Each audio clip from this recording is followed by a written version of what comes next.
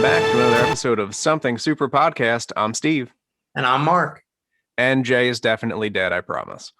So this week, we are doing this as a sort of mid-season recap. I know technically because there's 9 episodes in Wandavision, there's no actual middle. So we're going to do episode 5 as our mid-season and prep you guys for episode 6. So in our first episode on Wandavision, it was week 1. We covered episodes 1 and 2. So they dropped both on the same night, get you guys started. And now we're going to cover episodes 3, 4, and 5 in preparation for this week's episode. If you are not caught up on the show, do know that there will be spoilers ahead. So stop here, go watch them episodes, because trust me, you're going to want to, and then come back. Absolutely. Could not agree more. This is going to be full of spoilers from all of the episodes. We're going to do a deep dive into some of the nuances from the sitcoms and different comic book references that you guys may or may not have picked up on. And, hopefully you guys enjoyed it as much as we did. So I guess, chronologically, we'll start with episode 3. So first thing I noticed in episode 3 was, again, they open up with all of the classic sitcoms from the era. So Brady Bunch was huge. They had the exit, obviously it's just 2 characters, but they had the hive shapes around each character's, what you would consider their face, from the original Brady Bunch, like the 9. It was originally tiled, this time as hexagonal. Yeah. Okay. So, and that's just it. Like everything is about the hex, which we will reference back to later. And everything is in a hex shape, which you would like to believe has something to do with the beekeepers or, the bees, because it's the honeycomb shape. There was also a hint of Mork and Mindy in there, which was awesome. I mean, Dr. Nielsen was in the episode, which is actually based on the Nielsen ratings, which was, what they used to use to gauge how many people were viewing the sitcoms back in the day.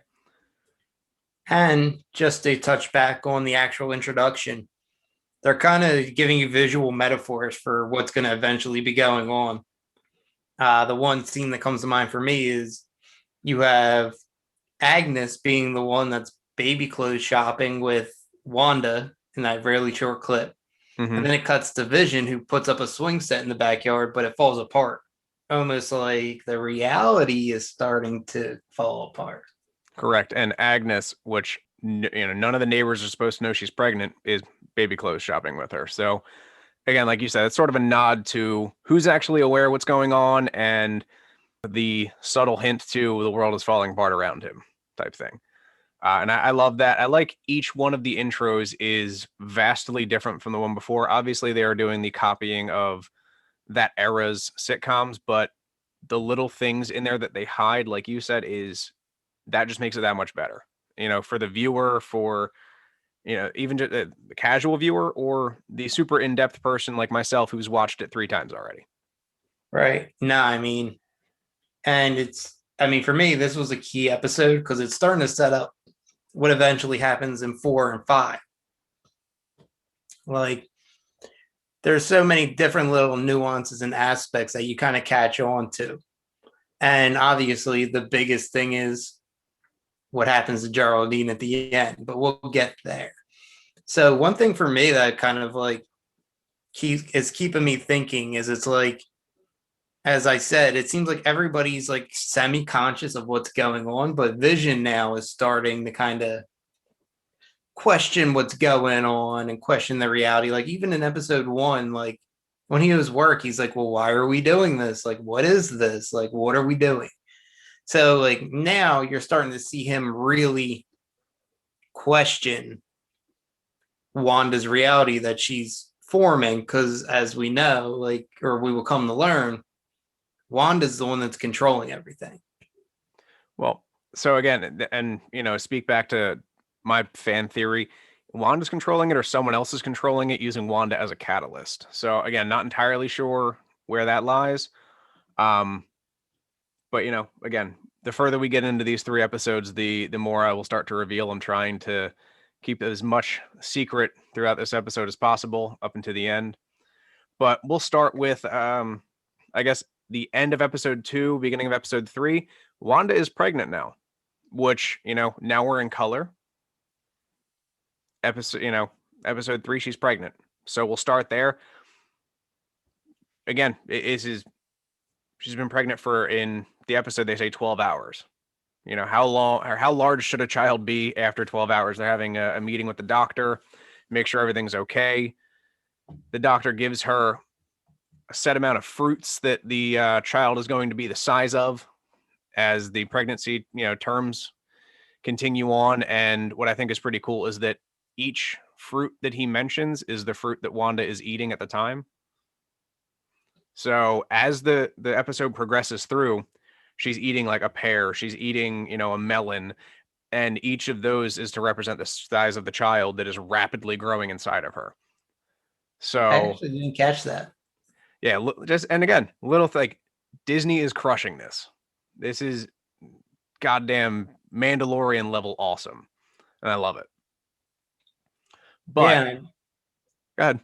No, I was gonna say, like, I know, I remember during the doctor's actual visit, like, like you say, he's progressing through and he's like, oh, she seems healthy. And like, he makes, your typical sitcom doctor joke at the beginning. He's like, because they were like, oh, what's going on? He's like, oh, well, you're pregnant. Like, he has that little joke. But then there's a little key detail that you kind of get at the end of the. So Vision walks him out and he's talking to the doctor and he's like, oh, like, what are you got planned? And he's like, me and the wife are going to be going on vacation. Or no, I'm sorry.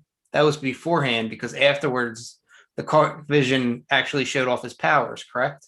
Mm-hmm. Yeah, so the doctor and his wife were supposed to go on vacation to some tropical island. The name is escaping me right now, but it is Bermuda, wasn't anyway. It? Where at? Wasn't it Bermuda? It probably was Bermuda, something like that. But they were going to go off for a vacation. Yeah. It didn't seem to matter because, again, to the doctor, everything seemed pregnant. Fine. Yeah. So doctor leaves, Vision goes back in, they're doing their thing. And that's when, like, Wanda's like, oh shit, like, I'm about to give birth, like, right now. So, like you said, that's when Vision first shows his powers. He flies or moves extremely fast, running speed-wise, to the doctor's house. And at this point, Geraldine was already at the house, right? Because they were talking because the stork pops up and all that. Or was that episode? No. So Geraldine actually shows up after Vision leaves. Right. And while they're talking, that's when the stork appears, which is weird because Wanda tries to like snap it away, and like her power is not effective on her at all. And yeah, like there's a couple interesting things that happen throughout the episode that like make you believe that maybe it's not Wanda that's causing this thing. Because again, everything that is happening up until now, we believe that these people are potentially real, but don't actually exist. Like they're real people, but their personas don't actually exist. So whoever they're playing in this, the world is a stage thing that the Vision says about William Shakespeare, which is his and Wanda's big fight about naming the child. Yep. Wanda wants to name him the classic American name, Tommy, and Vision wants to name him Billy after William Shakespeare. So for those of you that are comic fans, you know who Tommy and Billy are. For those of you that aren't, in the comics and the House of M series, Tommy and Billy are Wanda's and Vision's twins, and they grow up to be Speed and Wiccan, which are basically copy powers of Quicksilver and Scarlet Witch. Yeah, so it's nice. Again, little things that you would never know if you didn't know, but you start to see it now. So, and if you're a conspiracy theorist, they are the grandchildren of Magneto. Yes, and we will absolutely be touching on that later in this episode. So you had mentioned Geraldine. We saw Geraldine in the second episode. She's the one hanging out at the pool with Wanda, making fun of the bitchy neighbor. Yep. So Geraldine, without giving too much information away, is someone who lives in the town but does not actually belong in the town. So Tiona Paris, I believe is her name, the actress's name, does a phenomenal job in this. I mean, she's awesome, and I hope to see more of her in the MCU. But she appears at Wanda and Vision's house while Vision is out grabbing the doctor because Wanda's now giving birth like hours into being pregnant. And she's talking about her job and how she just got a promotion. And what I think is pretty cool is that Geraldine is actually someone that we've met before in the MCU. We met her in Captain Marvel. She is what, Monica Rambeau? Monica Daughter? Rambeau. Yep, she was the little girl that befriended the scroll daughter. The scroll daughter. I forget his name, God damn, but I can't think off the top of my head. but yes, it is Monica Rambeau, whose mother was in the comics. I believe it was the mother in the comics was Photon for a little bit and had the powers and everything, correct? And now we're adapting it to her getting those powers. Yes. Because I know her mother was the director of Sword at the time, or she was at least a high ranking officer. I think she was the director at the time. Director. Yeah. Yes. So she was like a Nick Fury level type character. Yes. And, was best friends with Carol Danvers. So what I think is really nice about this episode is they show you Geraldine's 70s style outfit, which is white and blue. It's got some fish on it or whatever, but white and blue also happen to be the color of Photon's costume in the comics. So it plays back to that pretty well. Which is all, I mean, again, it's awesome.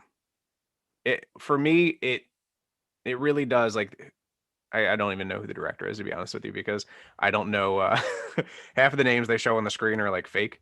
So maybe that's just me. But the director's doing a phenomenal job. It was Matt Shockman was episode 3. All right, so it's awesome. But Geraldine is also wearing a necklace that has a sword on it. So if you didn't notice it in the beginning of the episode when she first appears, you will eventually notice it in the episode because she gets called out by Wanda. And Wanda sort of takes a look and is like, well, what's that?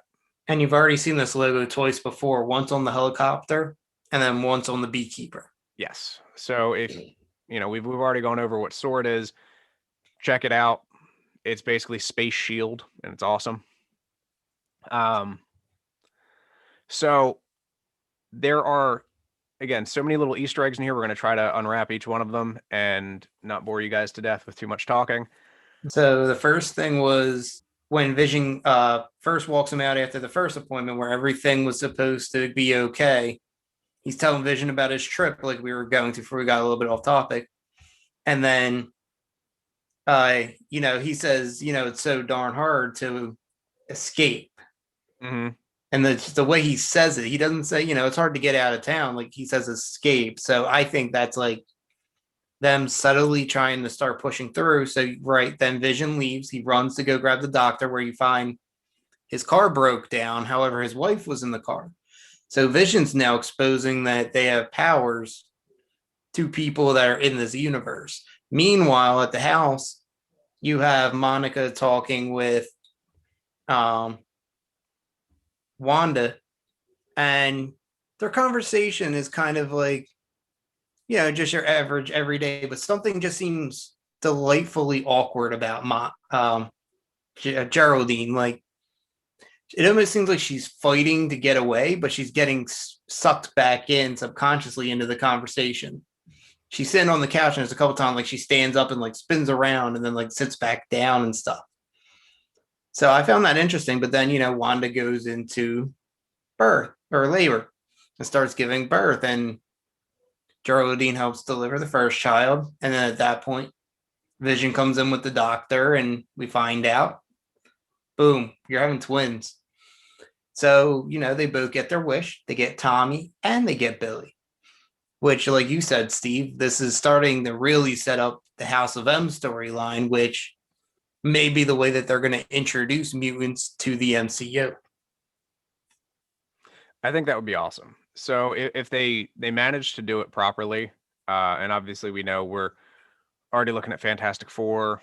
I think Fox is ending their contract with the X-Men, so maybe we'll get that soon. That would be amazing because, at this point, the MCU is just going to keep running and running and running, and probably until I die, which is awesome. I'll die happy. So again, we've mentioned that Geraldine actually is a superhero, which is not really alluded to too much in this episode, but again, we'll touch back on that. So she gives birth. She has the two kids. While she is giving birth, everything in the house starts going wild. Like the vacuum comes out, the pictures are Poltergeist. spinning on the wall, like shit's just going crazy. And every time Wanda was in labor, something would happen. So like again, the stork came to life. She was trying to hide the her baby bump from Geraldine. And each Her time jacket kept changing. she was in a jacket to try to hide it at first. Boom. Every time she had a little contraction, jacket changed into like a rain jacket, changed into a parka, changed into, a fur coat. And it's to show that she's not technically in control of what's going on, but maybe Wiccan is, or maybe who else is in this universe that may or may not be controlling Wanda is in control. But I would like to think that it is her children that are blessed with magical abilities. That is, again, they're trying to push their way out. They're trying to, magic their way into the world quicker than what's supposed to happen. So, well, that's actually one other thing, real quick. That's funny is, oh yeah, I'm blanking. Which one is Speed? Is that Tommy? Tommy is Speed and Billy's Wiccan, right? I believe so. Yeah.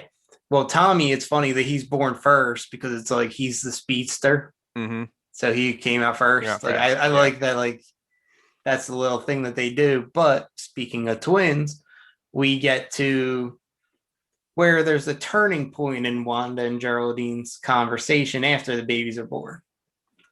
Yes. Wanda and Geraldine are having a conversation and she's like, oh, I'm so happy we got twins, blah, blah, blah, blah. And then that's when Geraldine sort of snaps out of her haze a little bit. And she's like, didn't you have a twin brother too? And she mentions Pietro. Well, Wanda brings it. Wanda says, yes. I had a brother. Yes. His name was Pietro. And then that's when she kind of snaps out and she goes, oh yeah, wasn't he killed by Ultron? Correct. And this is also just after Wanda was singing a Sokovian lullaby to her two newborn children. Right. And this is the first time that we actually get mention of the MCU outside of Wanda and Vision. Yes. And again, that sort of shows you that Wanda's not fully in control all the time. And it's taking a lot for her to keep everybody under this guise or, whatever's going on. So, again, we bring up Ultron. So that's real world. That is real life, like MCU. We've had phase 1, 2, and 3 already. And that's when Wanda's like, what? What did you just say? And she's like, oh, yeah, I was just talking about it. And like completely avoids the fact that she was talking about Pietro getting killed by Ultron. Another little thing that I wanted to point out, Westview, like the place itself has a sign out in front of it on the lonely road that, drives into the town. And it says, home is where you make it, which, Wanda is making her home. She is making that place her home. Whether that place exists or not remains to be seen, but, we'll touch back on that in a little bit. Let's touch on the commercial. What did you think of the commercial that week? It was a Hydra Soak. Oh, Hydra Soak. I'm intrigued because I was expecting them to either go the AIM direction that got introduced in Iron Man 3, like we've talked about in episodes prior, or go in a whole new direction, maybe with Hive. But they're still bringing up Hydra. Mm-hmm. So for me, I'm looking at as, is it because of the time period piece of the episode of it and Hydra would have been fully functional at that time? Or is there still Hydra out there? Because like we know Baron Zemo is going to be in Falcon and the Winter Soldier, and we know he was pretty much a Hydra agent. So for me, I also like that it tied into Agents of S.H.I.E.L.D. because Phil Coulson makes a reference to a certain kind of soap that when you soak in it, it brainwashes you. Mm-hmm. So I'm sitting there now and I'm thinking, I'm like, okay, like the first thing you had was the toaster that's ticking. Okay, that's probably like the bomb. Then you have episode 2, which was It was the the Watch. the Watch, which was Von Strucker, which Strucker. was a Hydra agent. Now you have Hydra Soak. I mean, it could just be a metaphor for Wanda like getting experimented on by the Reality Stone, or no, Mind Mind Stone. I'm Stone. sorry, the Mind Yes. Stone. So it could just be like literally she was brainwashed into having these powers, pretty much like she was a human experiment, or is this how maybe it's not her using her power, maybe this is how everything's being controlled, and maybe like there's more to what's going on than we think. Maybe it's like a misdirection. I would also like to, point out a couple of little things, and then we'll jump on to episode 4, and we can sort of get a little bit more telltale-y for it. So I like the fact that at the end of the episode, after how every episode basically so far, there has been a point in time where Vision either realizes that something weird is going on and then it rewinds, or in I think episode 2, it literally just like cut. She just cut it. Yeah, it just cut and like jumped back. There was no, I mean, Christ, it was like a retake, it was like a reshoot. In this episode, Wanda throws Geraldine out of the town. She just takes her and throws the shit out of her. And this is the first time we see the real world. She breaks through a barrier and she ends up on the ground. And then she's immediately sworn by sword agents. Yes. So we see that, she's surrounded by, vehicles and helicopters, and they're all looking at her, making sure she's all right. But again, it's what's super cool about this is they've been showing everything in time appropriate TV sizings. And the second she gets thrown out and she hits the ground, it goes to widescreen.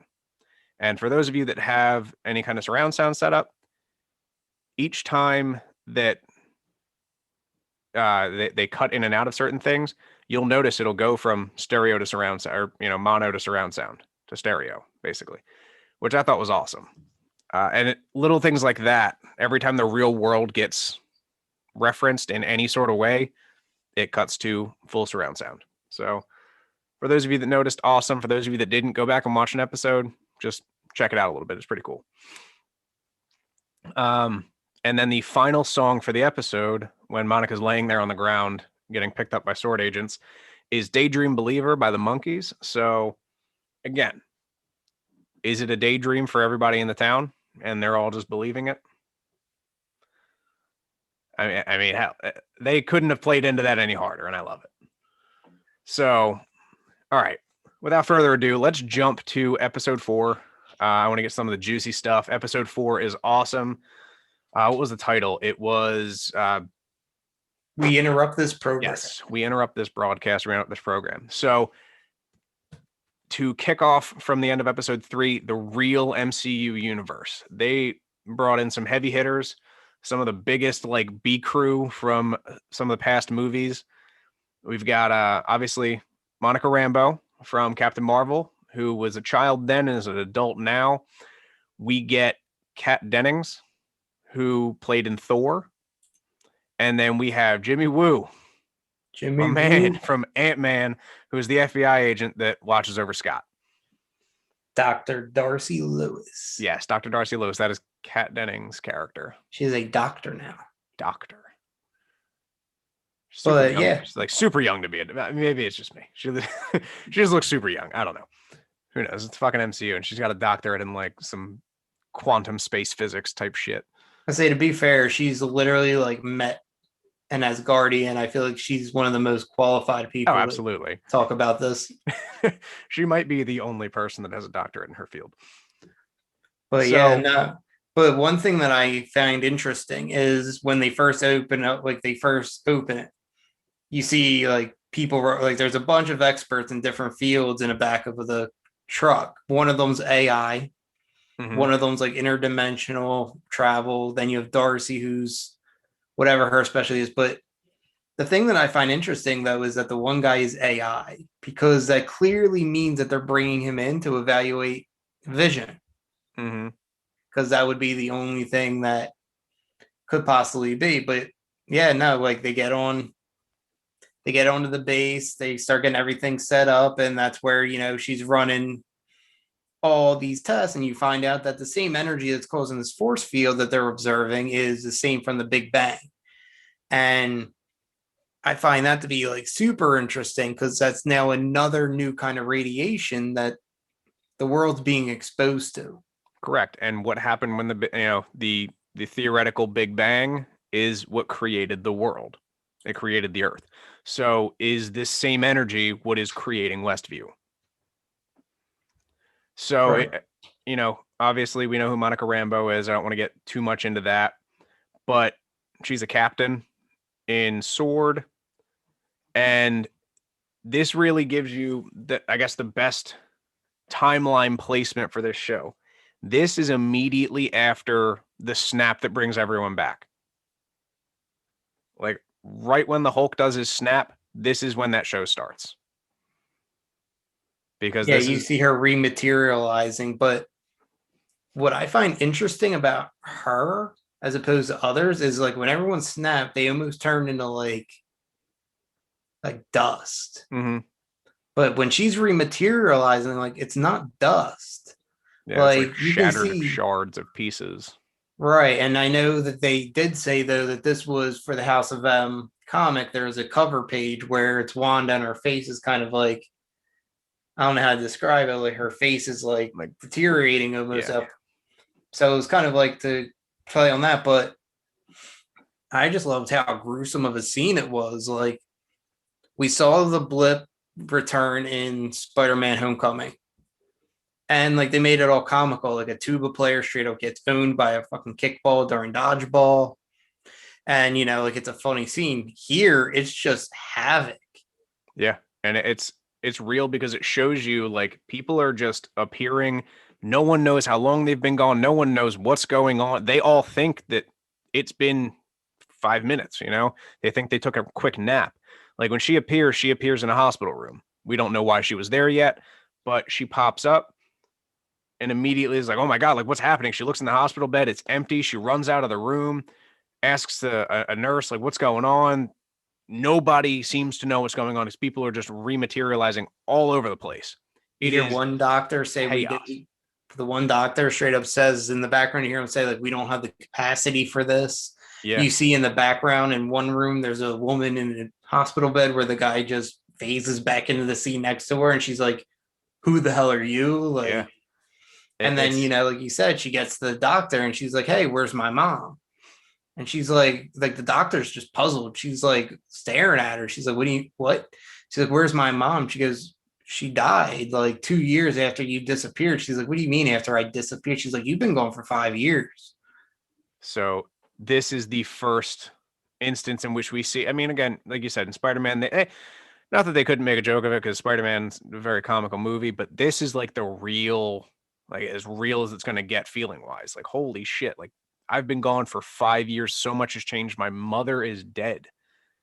And, her mom was the director of Sword.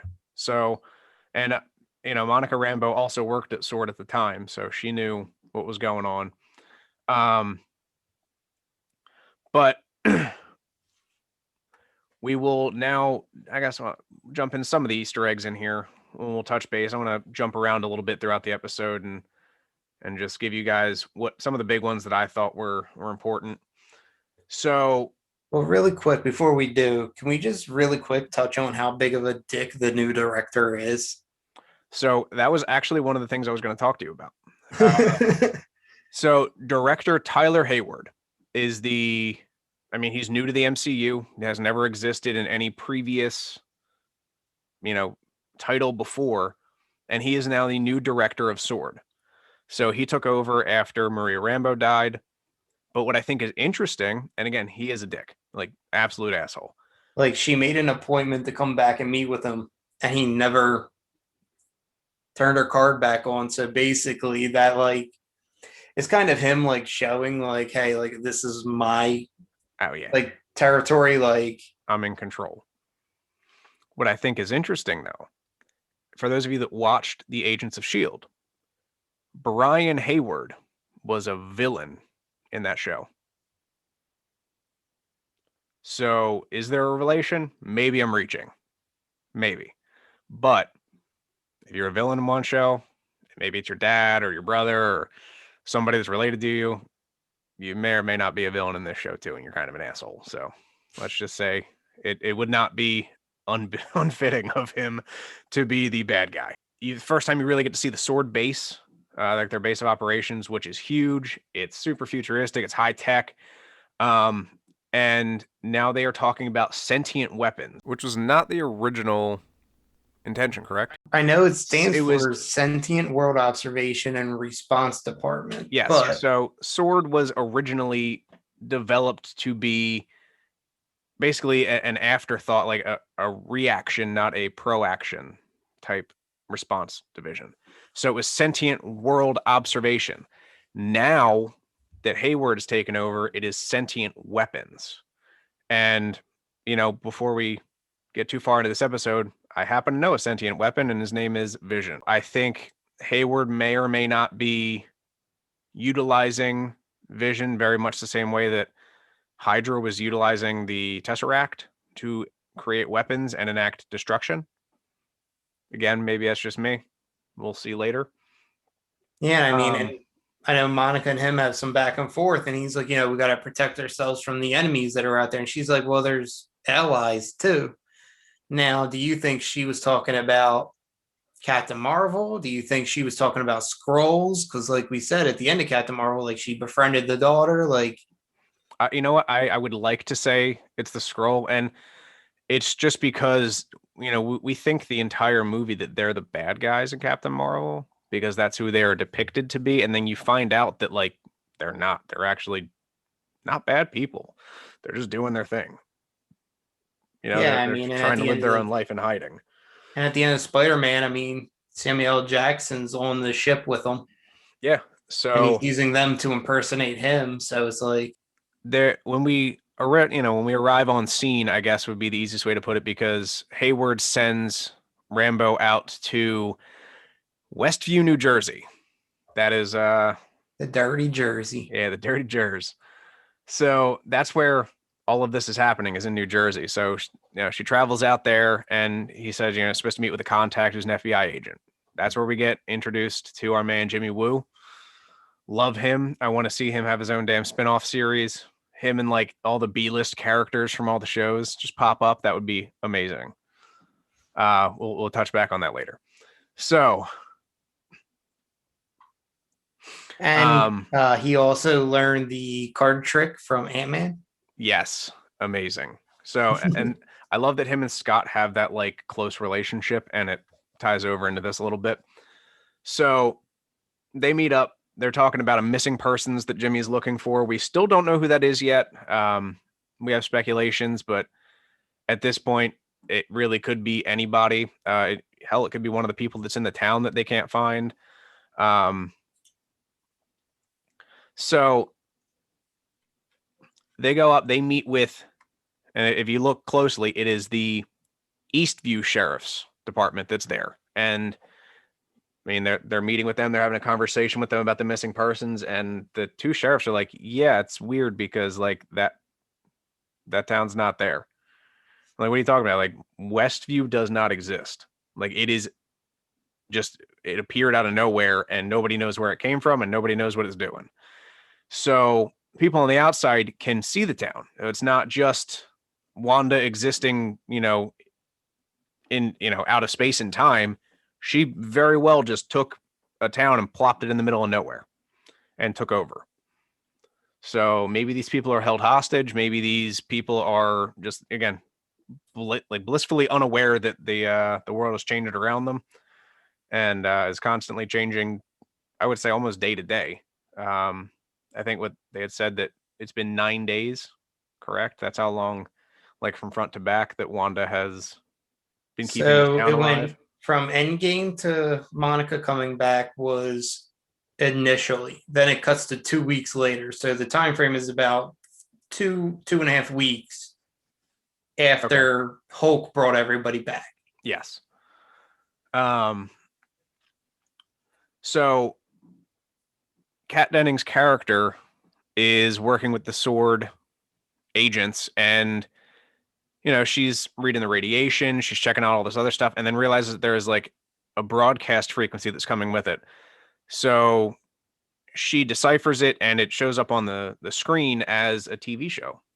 And basically what they have to do is each time that the TV changes from the 60s to the 70s, or the 50s, 60s, 60s to 70s, 70s to 80s, et cetera, et cetera, et cetera, they have to get a TV from that era for it to work, which I thought was a pretty cool little thing that they threw in there.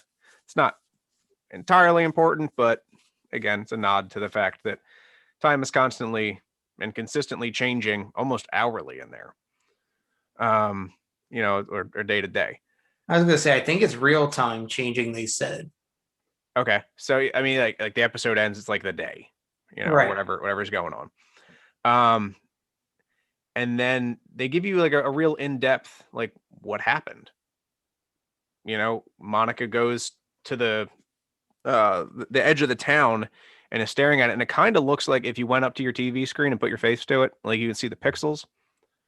And as she goes to reach her hand out, that's when she gets sucked in. Yep. And that's when her existence in there immediately kicks in. And I guess she just doesn't realize that she's a part of it because she's under someone's mind control. Very well, maybe the Scarlet Witch. We will see later. Big thing. I know you and I had talked about this prior to the show. This is the first time you see Vision dead. So, like, let's just get that out of the way.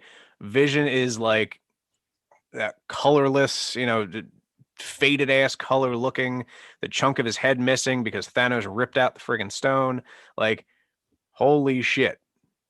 Well, during the episode, Jimmy Woo's got his board of who's who. So you can see that while they're watching the show, they're piecing together that like these aren't just fake people that she created. Like these are real people with real identities prior to all this. Yes.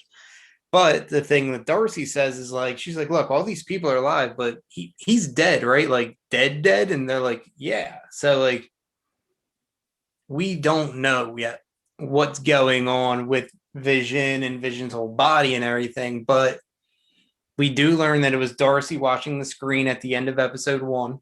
Yep. Was the staff meeting? That's episode 5. We'll get to that. So when Monica like gets sucked in, her entire wardrobe changes, the way she talks changes, her hair, everything kind of changes, and that's where we found out that the helicopter was actually it was a drone.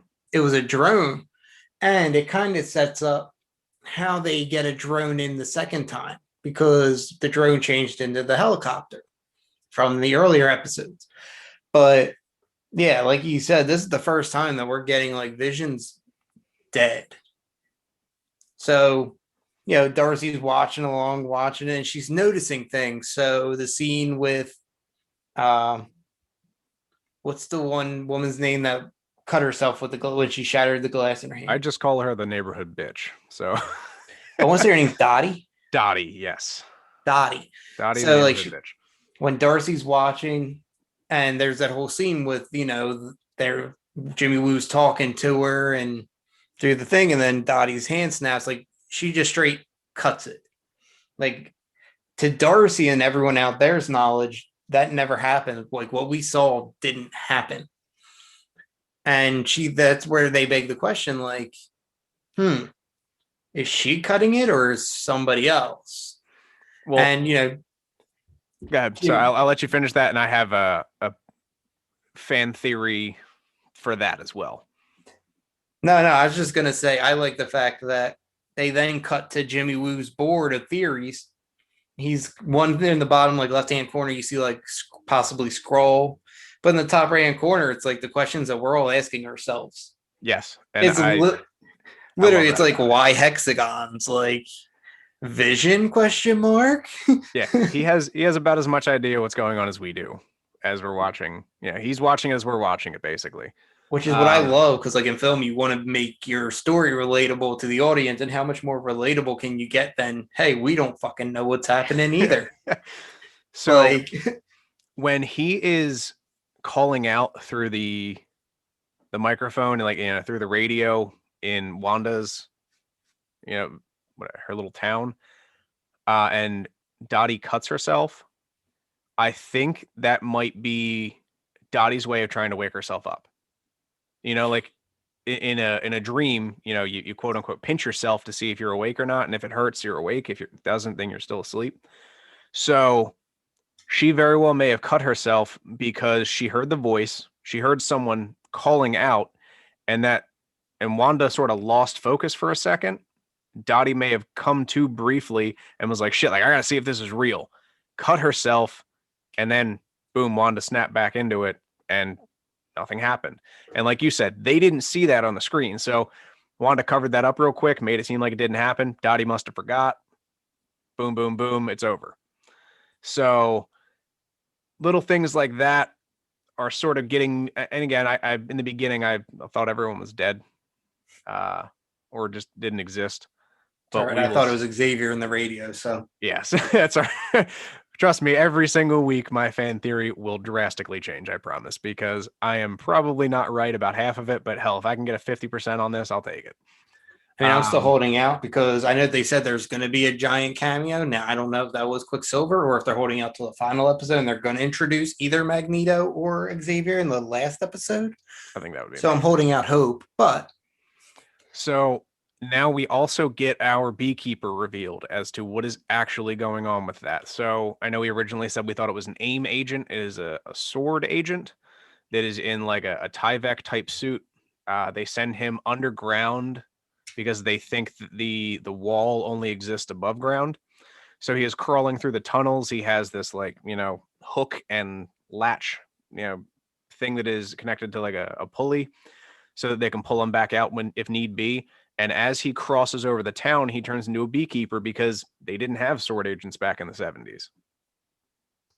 And what I thought was pretty cool is that the hook that is holding onto his belt turns into a jump rope, like a 70s style era, like red, white, and blue jump rope.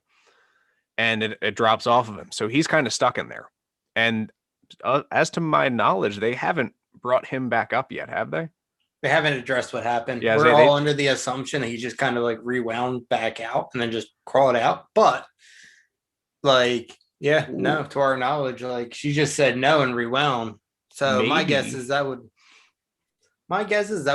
rewind him back to the point that he lost the rope. But from there, no, they haven't addressed like what happened. Well, they made it seem like Monica Rambeau was the first person to come back out, though. Well, she was already out by that point. Yeah, you're right. Okay, yeah. This is why. It was right. It was right after that, right? Because yes, you're absolutely correct. Because they send a drone in, and the drone turns into the helicopter, and that's why it's got the sword logo on it, and that's why it's also in color. Because she got sucked in. Yeah, it exists. Monica gets sucked in, and then the beekeeper, who is and because Geraldine was in there when the beekeeper showed up. She just wasn't in the scene, but she was in the realm doing whatever. Because see, to jump back real quick to your Dottie theory, I believe it in the opposite direction. I feel like I agree with you. I think like the radio distracted Wanda, but I feel like that caused her to like overcompensate for the control that she had to make sure that she didn't lose control. So like she was controlling Dottie to hold the glass, but when that came over, like it startled her, and I think that made her like power spike to where she like she made her grip it too tight. Mm-hmm. So that was kind of my thing, which we will probably never learn, but like that was my interpretation of what was going on. Is that like, because you're right, at times like you see them slipping and they start to kind of like gain some like features of themselves back. And that's where I like your theory of like she did it herself just to test if it's a dream. But I'm wondering if it was more like Wanda was like startled and then boom. And then it snapped her back like, oh shit, like I'm also like for a split second, Wanda forgot that she was controlling an entire town. Yes. And again, I mean, this is showing how powerful the Scarlet Witch actually is. And we will absolutely touch on that in episode 5 as well. That there's a full on conversation about that. And I can tell you right now, if anyone does want to argue with me over this, there is no argument anymore about who the strongest Avenger is. No, It is no. by far Wanda. Oh yeah, I mean MCU wise, absolutely. Like, Oh, most definitely. So again, every episode's got a song, whether it's an intro, outro song, whatever it is. The end credit song for this is "Voodoo Child" by Jimi Hendrix, and the lyrics in the show, the lyrics for the song really touch on the show. It's about creating your own island, stealing the time of others, and seeing the dead in a new world. So, I mean, it literally is creating her own little happy place. She's stealing time from other people because, as far as we know, these are real people. Jimmy Woo is finding every single one of them and placing them on the board and seeing the dead in a new world, which would be Vision. so really quick, because I'm thinking about it now. I do think that Monica was the first person to come out because they don't mention the beekeeper, and she would have came out after he reversed everything because they're watching the episodes in the same order that we are, so they would have seen him go in, Yep. get And he never reversed, came and then back it out. wouldn't have been for another 2 episodes That that Geraldine. Wanda threw Monica out. Yep. So yeah, they never mentioned the beekeeper again. Yeah. So we don't know if He's fucked. Yeah, he's either dead, maybe he's in the sewer It's still and Jay. can't get out. Jay is the beekeeper. Yeah, that is actually my new fan theory. Jay's the beekeeper and his ass is dead. All right, let's jump into 5 because I don't want this to be super long episode, but this is Well, before we do, let's just make the note that episode 4 does end with Monica getting thrown out and saying, like, it's all Wanda. yes. So it really sort of covers that. And again, Wanda may be losing control of the town itself, and that's sort of where they give you like that's the House of M storyline. She is absolutely losing her grip on reality. She's losing control of the world. Again, we're fully in color now, so things are changing. I think episode 5 is the 80s, which is awesome because now for most of us who are watching this who are born in the 80s, 90s, these are the TV Brady shows. Bunch set. Yes, these are the shows we grew up on. So you'll start to notice more, I guess, relatable items that are going to start popping up, which is super cool. So episode 5, on a very special episode, it was everything we really liked about the first couple episodes, and it was a huge shakeup, to be honest with you. So this is the first episode where they have like the blended MCU world and Wanda's world. So you have and this is the time they show you like it's going on at the same time. Things are happening immediately and simultaneously. So every time you see something change in there, you're seeing stuff going on outside. And they're, like I said, they're watching it like we are. So the sitcom influences for the intro is Family Ties, Growing Pains, Full House. Yes, Full House. So I watched Full House growing up. I watched Growing Pains growing up. So like these are things that I recognized as I'm sitting there. I'm like, oh, okay. Like this is awesome. Like I remember this. And what I think is super cool is they did like you said, they did a Full House reference, which Elizabeth Olsen's sister starred in. Yep, So Mary Kay and Ashley. Yes. The lesser two of the 3 Olsens now. Sorry, not sorry. Let's be real. They had their fame time. But yeah, no, I mean, episode 5 it really kicks off quickly. So basically, Monica gets thrown out. It's all Wanda. Inside of the universe, Wanda for a split second sees a zombified dead Vision and kind of like blinks her eyes and boom, he's back. But now, we see Monica and she's sitting on her hospital bed and they're running tests. And this is something that kind of like caught my eye and was interesting was when they're showing her x-ray results, you see the outline of like her neck and her shoulder. but like her body itself is just like whitish, yellowish, like just a light. And like, oh, we're gonna, at first, the first time I watched it, went over my head because they're like, oh, we're gonna run more tests. She's like, ah, no, you're not. And she just gets up and leaves. They're like, oh, that's just how she is. But like, what I'm thinking is now, like now that I noticed that the second time I watched it, I'm wondering if she has her powers already and she doesn't want them to run more tests because obviously we learned just from when they mentioned Captain Marvel, it seems like there's bad blood there, and I don't think she wants to be like objectified with Captain Marvel as like that kind of power. So I think she does. I think she's being quiet about it, Yeah. and I think she has her powers already, but I don't think she like knows that she has powers yet. Well, and I think that she might know. So there is a point where she's talking to the sword director, and he's like, she could have killed you. She threw you out, blah blah blah. And she's like, yeah, but she kept me alive. But Right. maybe it wasn't the Scarlet Witch keeping her alive. Maybe she stayed alive because she has the powers I mean, that's possible too. I mean, my theory is that Wanda's the one that gives her the powers by throwing because her. yeah, so like if you watch like as she's getting thrown out, like she has like the red aura around her of Wanda's powers. Mm-hmm. And we also know that the sphere itself is created from Big Bang radiation. Yeah. So I'm wondering if the two kind of collide with each other and or would give her the power because even after she hits the ground and bounces and rolls, she still has a little bit of that red aura, almost like she's absorbing Mm-hmm. the power.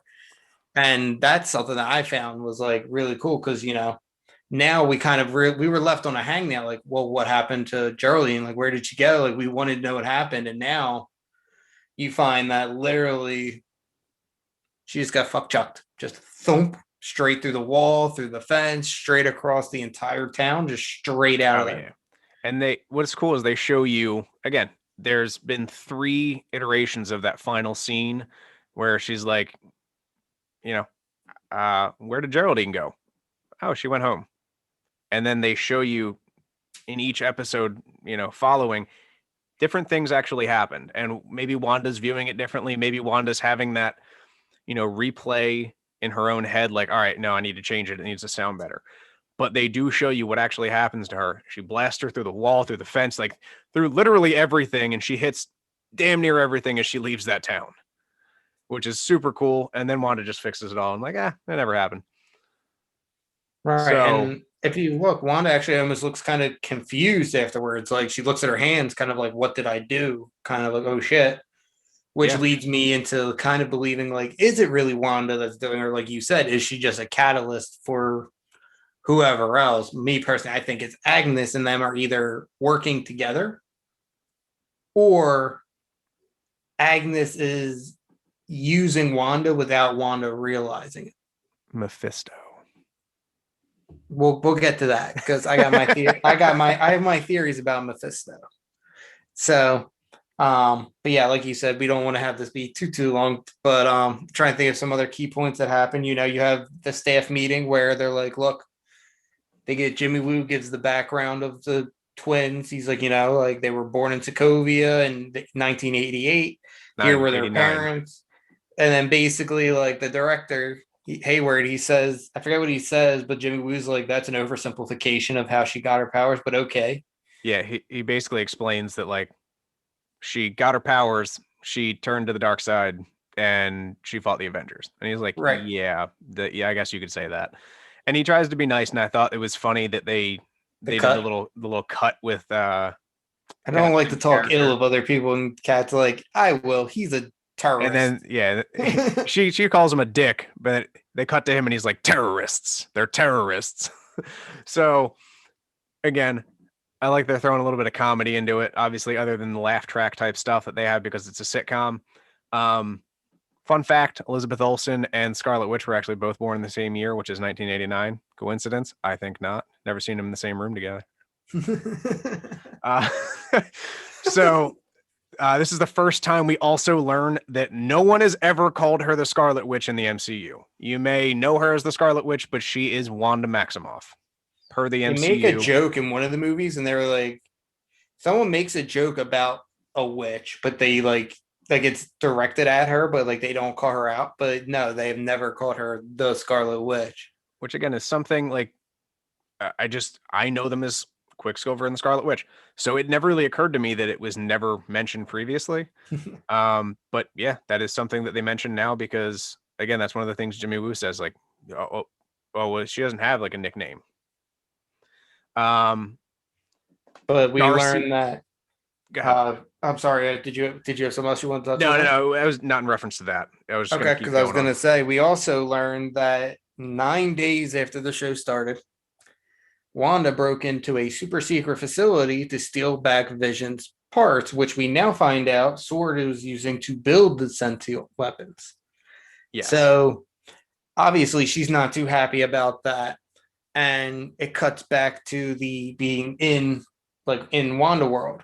So, their babies are crying and Wanda's like super visibly like stressed out. So is Vision. And that's when Auntie Agnes shows up, which I want to point out I think it's episode 2 during the opening. It shows like a drawing like in a grocery store Mm-hmm. and you see Auntie A's cat food. Yep. And Agnes owns a cat in the comics. And she And she calls says, herself Auntie Agnes. exactly. So I'm wondering now if that's like a foreshadowing that. But Agnes shows up and she's like, "Oh, I'm gonna rock the twins," or whatever while doing like the thing. So like there's some awkward banter back and forth, and it starts to make Vision uncomfortable. So she's like, "Oh, I'm just gonna pick them up and rock them." And he's like, "I think it's better if they stay in the crib." And she kind of like looks at him, looks back at Wanda, looks back at him, looks back at Wanda. She goes, "Do you want me to do it again?" And she's like, Wanda's like, "What?" She's like, "The line. Like, do you want me to do the line again? Do you want me to start at maybe I'll hold the babies?" And literally, Wanda looks so confused because it's like, now, okay, we now know that Agnes isn't being controlled by Wanda. She clearly knows this is all being staged and it's all part of the plan. And, like then you have the side conversation with Wanda and Vision, and they're like, "Hey," she's like, well, Vision's like, "What was up with that glance?" She's like, "What glance?" And he's like, like the look that Agnes gave him. Meanwhile, the baby stopped crying. Agnes is sitting on the counter. They run back over. The babies are gone. And then, "Hi, Mom." You turn around and there's the twins, and now they're 5 years old. And the interesting is Wanda, when nobody's in the house, is trying to use her magic to shut the babies up. And she's like, "Why won't you?" It wasn't why. Does she say, "Why won't you do what I want," or "Why can't I control you?" No, why won't you do what I want? Yeah, it's "Why won't you do what I want?" But then Agnes says, "Children, huh? You can't control them." So So that's where I'm like, huh. Like, yeah, how much is Agnes actually seeing? So we get the dog, we get Sparky, who yes. tries to kill himself by licking outlets. Yeah. So I think it's funny in the comics, Vision's family has a dog named Sparky, and he is the synthezoid dog. So another callback to the comics. Huge. Well, he was Um, originally a real dog, and then that dog died, yes. and then Vision created the synthesoid dog based on the real dog. So I mean, little things like that. And I think it's cool that again, the kids are doing what kids in sitcoms in the 80s did. They were hiding the dog from their mom. They were going to clean it up and, maybe the mom will let us keep them, blah, blah, blah. Like, and again, all the 80s clothing. So it's stuff that you've probably seen growing up. I can't wait for the 90s episodes. I'm a 90s kid. I know you're a 90s kid as well, Mark. Like, that's going to be my coup d'etat. It's going to be amazing. I'm If it's super excited for anything that. short of the wardrobe from Saved by the Bell, I'm going to be seriously disappointed. Oh, I'm so excited for that. I can't wait for like half open button up, Hawaiian shirts and, acid wash skinny jeans.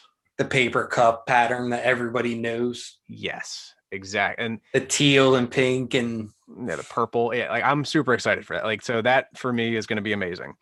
Um, this is the first time we really get a name for what Wanda's town is. Kat Dennings' character calls it the Hex, which is because it's in the shape of a hexagon, but it is also reference to something that a witch would do, which is put a spell. hex on someone, which is very much what either Wanda or Auntie Agnes is doing to the entire town. So let's talk about the twins. So the twins are 5 when they find the dog, and they age themselves up to 10 because that's what Wanda and Vision decided would be an appropriate age for them to own an animal. Yep. And I actually, you had mentioned this the other day when we were talking about episode 5. The only time the kids age up is when Agnes is around, which could be a coincidence, but it could also be her doing it. I think it's either her doing it or I think it might be Wiccan doing it. Sure. And that, again, very possible. But like you said, it's become more and more apparent that no one is controlling Agnes. Agnes is just like existing there. She is a player on the stage, as Vision said in the episode where they're naming the kids. And that plays into So, my Mephisto theory that we'll get to at the end. it's huge that, and she doesn't even seem to care either. Like, it's a normal thing. The kid's just aged 10 years in a matter of an hour, Right. And Wanda's doing her magic in front of her too. And Vision's like, what are you doing? And she's like, oh, it's fine. She didn't say it. But it's like she's getting more careless around Agnes. Also, Agnes is, and here's a reason that I think it's not necessarily just Wanda controlling things. Agnes is that neighbor that is essentially Batman and has something for everything. So she just like pops in, and again, Vision is in his human state, and Wanda's like, "Oh, why are you so formal today?" And he's like, "I have a feeling a neighbor's gonna pop in," and that's immediately when she rings the doorbell, and she walks in with a doghouse, and he's like, "With exactly what we need."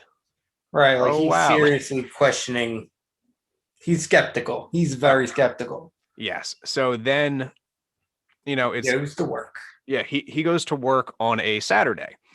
Again, which is weird because the kids know full and well that it is a Saturday and dad doesn't work on Saturdays, as was it 5 or 10-year-old kids. They were just born that, Christ. That day. Yeah, that day, and are fully aware what day it is. I love it. So, it's a Saturday, Vision's at work, and this is the first time, so now we have computers. It's the first time we really get reference to technology like that. Electronic mail. It's Yes. called an email. Oh, To quote Thor. Yes. And again, they exact same thing. Was it, what the hell's the dude's name? All right, whatever. So that I will remember it as we're like in the middle of talking. So he's having a conversation with Norm at work, and they're talking back and forth. He's trying to help him with email, and they're like, "Oh my God, we got an email. Let's open it." And he jokes about like a letter opener, and how are we going to open it without the letter opener? And it's an email from Sword. And as Vision is reading it, it's actually from Dr. Darcy, and it's basically about the anomaly. We don't know what's going on. And as Vision is reading it, everyone in the office starts reading it in unison. And then the second the email stops, everyone breaks out in laughter. And they're like, ha, like that's so funny. Like it's a joke, but right. No one has any idea what's going on. And I think Wanda is trying to avert Vision from realizing that that's really what's going on. Because it's one of the first things from the outside world Vision has fully recognized. And then he stands up and is talking to Norm and touches his temples, and you can see the power from the Mind Stone sort of coursing out of his fingers. And that's when Norm snaps out of someone's grasp. Right. He never says Wanda. He just says correct. She and he her. Says she. She's got. She's I gotta get my phone. hurts. I gotta call my family. So he has a family. He's a real person. Someone in his family is sick or dying, and then boom. Then Vision puts him right back under because he's again having a freaking panic attack. Right. So now we jump back into, the kids are talking like, why is dad at work? Well, sometimes he needs a distraction from us. Well, no. He, sometimes he just needs to get away for a little bit. And that's Wanda's way of saying like he's catching on too quickly. He really needs to, get distracted, which actually turns out to be worse for him because now he's fully aware that something weird is going on. And all the while, the dog gets loose and ends up getting over into Agnes's bushes, eating some of her plants' leaves, and it dead. Dies. But DED, dead. I actually think, and here's my theory for this, is Agnes killed the dog on purpose, like full on, either broke the dog's neck or fed the dog the azalea leaves, because she is trying to provoke Wanda into using her life-bringing ability powers, which again very well may be just within that town to bring Vision back, but she wants Wanda to show her that she has that ability. And again, like you said, the strongest Avenger is currently the Scarlet Witch, without question, because this is, I mean, an oversimplification, but she is the baddest motherfucker on the team right now. And like on this scale, no one's ever seen her use her powers like this, or anyone use their powers like this. So the dog's dead. She explains to the kids that like sometimes things die. And they were like, no, like you can fix anything. You can fix dead. Yeah. And Agnes is like, Now, you can do do you what? think that's Wiccan reading her mind, like, and learning what's happening, or do you think that that's just like just little kids not knowing truly what death is? So up until you said that, I didn't think it was him reading her mind, but it very well could be. It could be him reading her trying to fix Vision's death, and that's a super strong possibility. But Agnes was like, "Yeah, like you can fix that. Okay, like let's see it." I mean, I have a million questions. I could again talk for hours on this. I'm trying not to babble on too long, but Vision comes home from work and is trying to talk to Wanda about like, hey, like what's going on? And roll credits. Yeah, and then she's like, "Oh, like let's," and he goes, "What? Watch TV? Go to bed?" No, Wanda, we need to have this conversation. And like like you said, the credits start rolling, and she's like full on ready to go to bed, and like, let's just go do something besides this right now. And he stops her, and it's the first time we really see them like go at it, because they Right. both lift off the ground.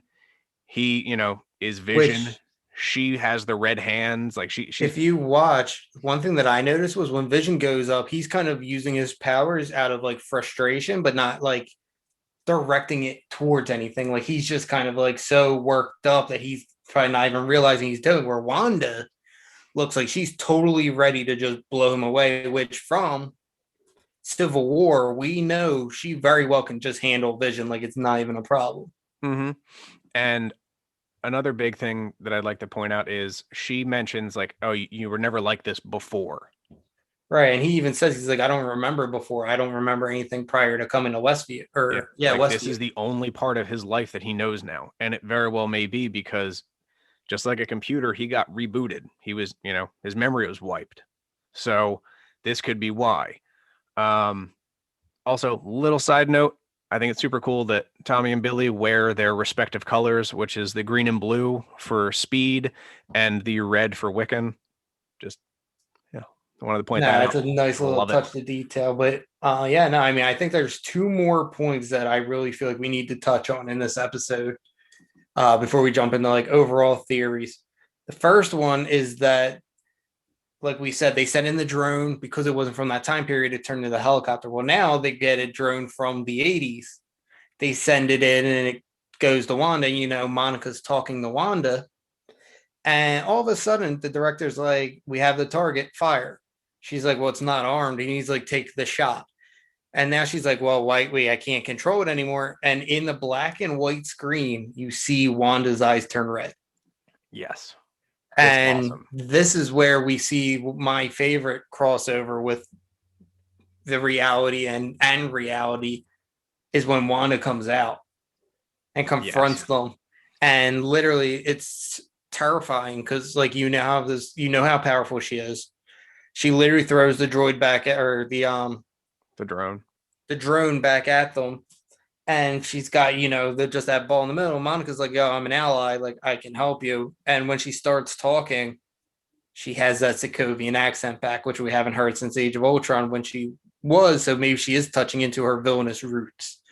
Yeah. And kind of that's what's coming out of her, almost kind of like Jean Grey with the Dark Phoenix. But uh, I don't know, like just the fact that she was able to literally just wave her hand. And if you notice, when all the guns point at director um, Hayward, Yes. Director Hayward. not a single one points at Monica. So there may be hope for her. Maybe like what history does she have with Hayward in the past to where I don't know if it's simply just like, yeah, you were using Vision's body to create weapons, or is there more to a background there? Mm-hmm. And that was the first point that I really felt like we needed to address, because it's kind of like now we know Wanda, like that's proof right there. Wanda's aware that she's controlling everything. Yeah.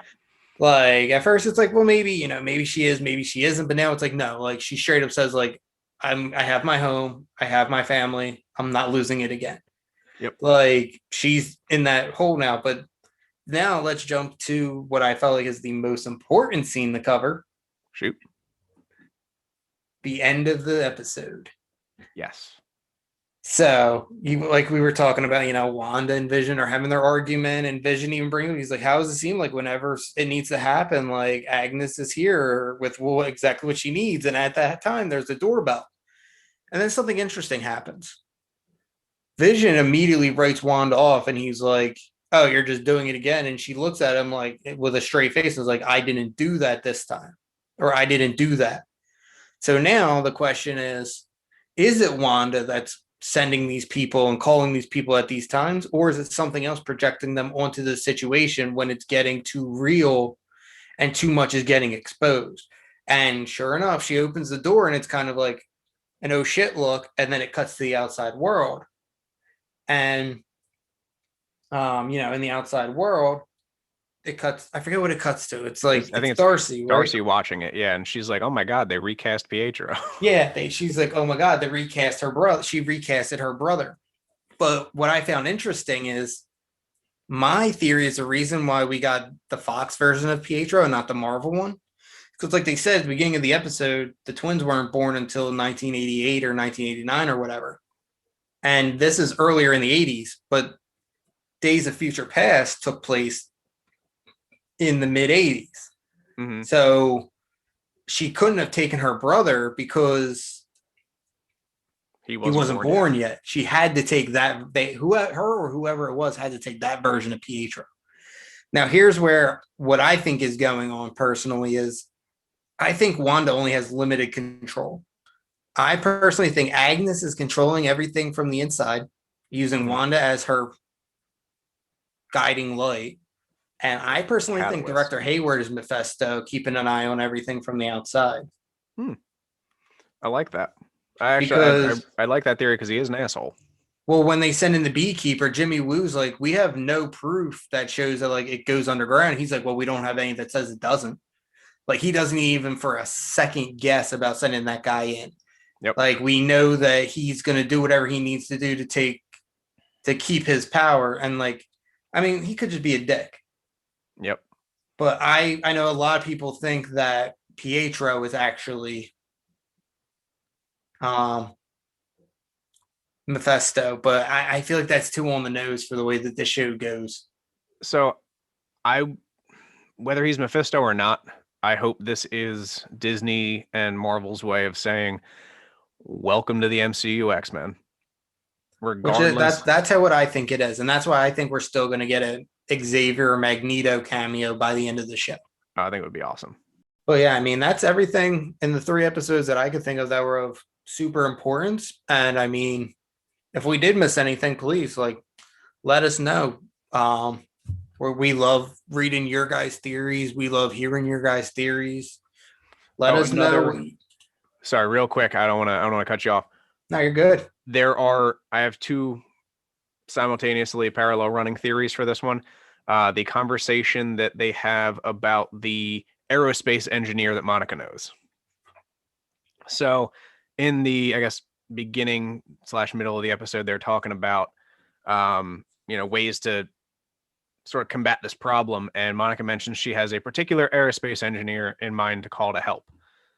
And there are 2 theories that I have. One, it is Reed Richards from the Fantastic Four. We know that Marvel now owns the Fantastic Four. They're going to redo it, hopefully better than the last ones. The one with Michael B. Jordan, as much as I love him as an actor, was an absolute shit show.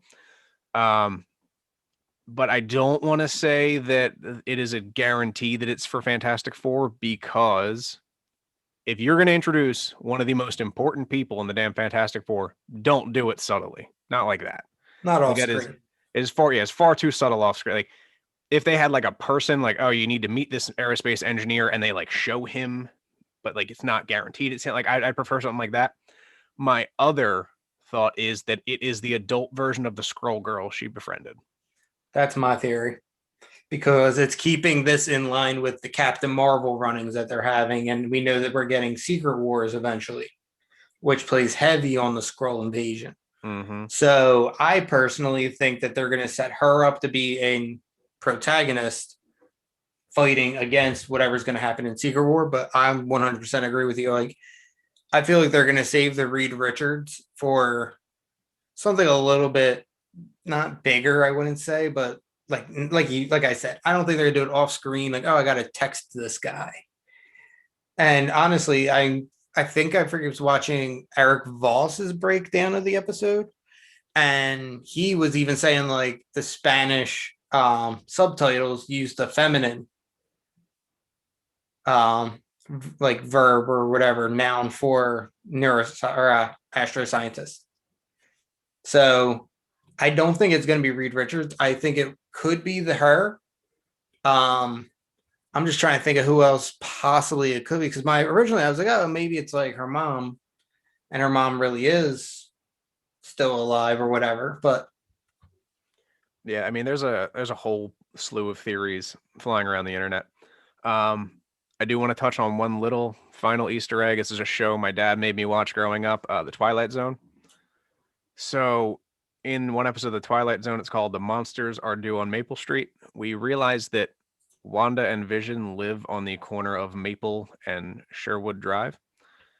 And on The Twilight Zone, it's an episode about like a paranoid unpacking of suburban paranoia is like the easiest way to put it. And that is literally Vision is living in suburbia and is now super paranoid because he's fully aware of what's going on. So I like it. I think they added so much into it. Again, like I said, I could be talking here for the next 2 hours if we really wanted to dig into every single thing. I'm sure we missed a couple. There's a bunch of stuff I wanted to talk about, but definitely, if you guys have anything that you think we missed and you wanted us to cover, shoot us an email at somethingsuperpodcast@gmail.com. Check us out on social media at Something Super Podcast on Instagram and Facebook. We are on Spotify, Google Podcasts, Apple Podcasts, Anchor. Thanks for hosting us. We're apparently on Bullhorn and something else as well. I guess those are just like third-party sites that you can listen to us on. Thank you to all of our listeners all across the globe. And I think that's really all I've got for this week. What about you, Mark? Yeah, no, I'm just excited to see if they kind of slow it down now, or are we just going guns ho from here on out for these last 4 episodes? I'm super excited. I can't wait for Friday.